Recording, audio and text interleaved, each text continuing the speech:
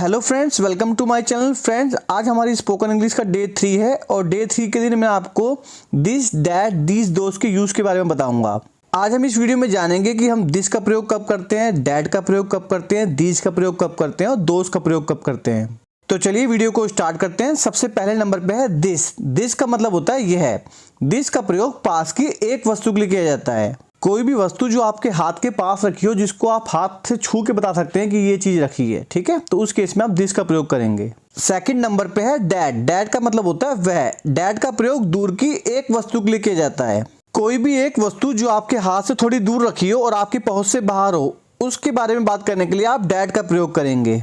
अब तीसरे नंबर पे है दीज। दीज का मतलब होता है ये। दीज का प्रयोग पास की एक से ज्यादा वस्तु के लिए किया जाता है। कोई भी वस्तुएं जो आपके पास रखी हो और एक से ज्यादा हो, उनके बारे में बात करने के लिए आप दीज का प्रयोग करेंगे।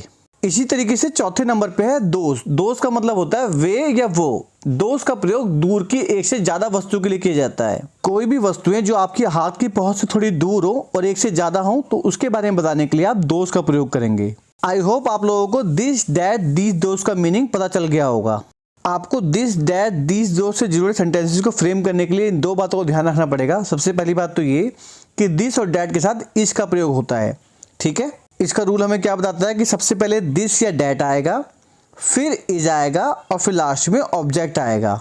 और दूसरा पॉइंट है कि दीज और दोस के साथ आर का प्रयोग होता है। जब भी आप दीज और दोस का सेंटेंस बनाएंगे तो आप उसके साथ आर लगाएंगे। इसमें रूल के हिसाब से सबसे पहले दीज या दोज आएगा, फिर आर आएगा और लास्ट में ऑब्जेक्ट आएगा। तो चलिए हम इसे कुछ एग्जांपल्स की हेल्प से समझते हैं, जिससे कंसेप्ट आपको और अच्छे से समझ में आएगा। सबसे पहला सेंटेंस है यह एक किताब है। आप देख रहे हैं इस सेंटेंस में यह का प्रयोग हो रहा है, ठीक है। और यह का मतलब क्या होता है, दिस।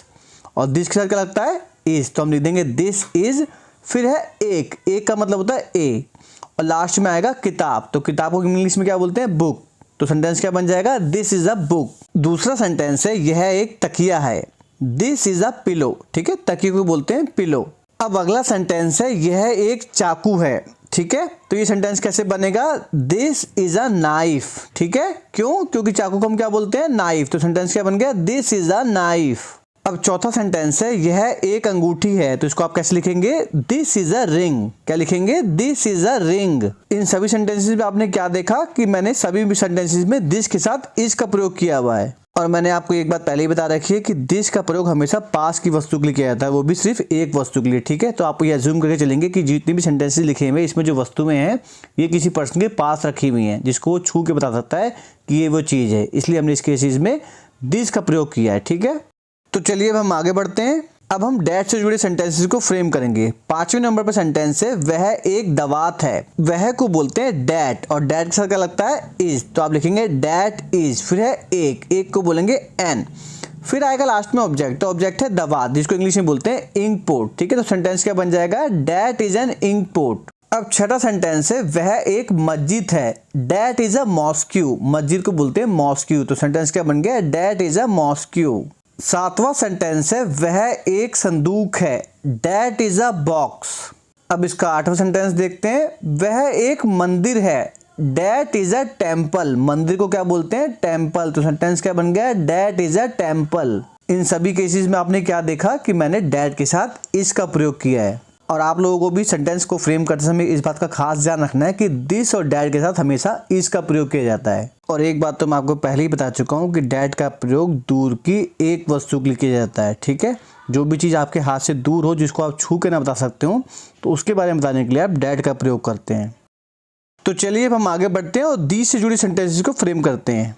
दीज का मतलब होता है ये। इसका प्रयोग पास की एक से ज्यादा वस्तु के लिए किया जाता है। जब भी कोई भी पास में एक से ज्यादा वस्तु पड़ी हो तो आप दीज का प्रयोग करेंगे। इसका नौवां सेंटेंस है ये कापियां हैं। ये को बोलते हैं दीज और दीज से क्या लगता है, आर, ठीक है। These are notebooks. कॉपियां एक से ज्यादा हैं, ठीक है, तो इसलिए आप लिखेंगे नोटबुक्स। सेंटेंस क्या बन गया, दीज आर नोटबुक्स। 10वां सेंटेंस है ये रजिस्टर हैं। These are registers.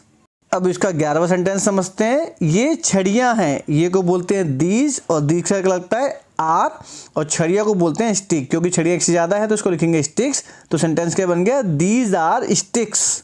अब इसका 12वां सेंटेंस है, ये मूर्तियां हैं, ये को बोलते हैं दीज, और दीज से लगता है आर, फिर लास्ट में आएगा ऑब्जेक्ट, तो ऑब्जेक्ट है मूर्ति, मूर्ति को बोलते हैं स्टैचू, क्योंकि मूर्ति से ज़्यादा है तो इसको हम लिखेंगे स्टैचूज। तो सेंटेंस क्या बन जाएगा, दीज आर स्टैचूज। क्या बन जाएगा, these are statues. I hope आप लोगों को मेरा पढ़ाया हुआ समझ में आ रहा होगा। अगर आ रहा है तो चलो हम आगे बढ़ते हैं। अब हम दोस्त से जुड़े सेंटेंसेस को फ्रेम करेंगे। दोस्त का मतलब होता है वे या वो। दोस्त का प्रयोग हमेशा दूर की एक से ज़्यादा वस्तु के लिए किया जाता है।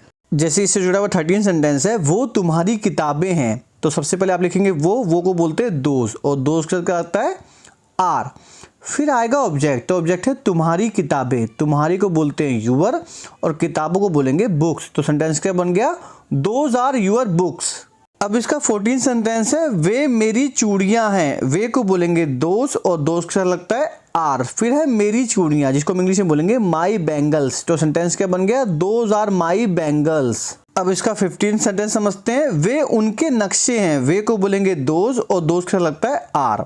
फिर है उनके नक्शे, उनके को बोलते हैं देयर, और नक्शे को बोलेंगे मैप्स। तो सेंटेंस क्या बन गया, दोज आर देयर मैप्स। अब इसका 16 सेंटेंस समझते हैं, वे हमारी कक्षाएं हैं, दोज आर आवर क्लासेस। तो बच्चों, आज हमने इस वीडियो में दिस दैट दीज दोज के बारे में जाना और सीखा कि इनका प्रयोग कब, कहाँ और कैसे किया जाता है। आई होप आप लोगों को ये कंसेप्ट अच्छे समझ में आ गया होगा। लेकिन अगर किसी भी स्टूडेंट को इस कंसेप्ट में कोई प्रॉब्लम होती है तो आप मुझे अपनी प्रॉब्लम कमेंट बॉक्स में लिख के पूछ सकते हैं। मैं आप लोगों के कमेंट्स का रिप्लाई जरूर करूंगा। बच्चों, मैं आप लोगों की वोकैबुलरी को स्ट्रॉन्ग करने के लिए कुछ शॉर्ट्स बना रहा हूँ, जिसमें कुछ वर्ड मीनिंग्स है, आप उनको भी देखिए ताकि आपकी वोकैबुलरी स्ट्रॉन्ग हो जाए। तो चलिए फिर मिलते हैं एक नए वीडियो में एक नए टॉपिक के साथ। Thanks for watching this video. Friends, if you like this video, please like, subscribe and share my channel. Please like and subscribe my channel for more video like this. Friends, you can also follow me on Instagram.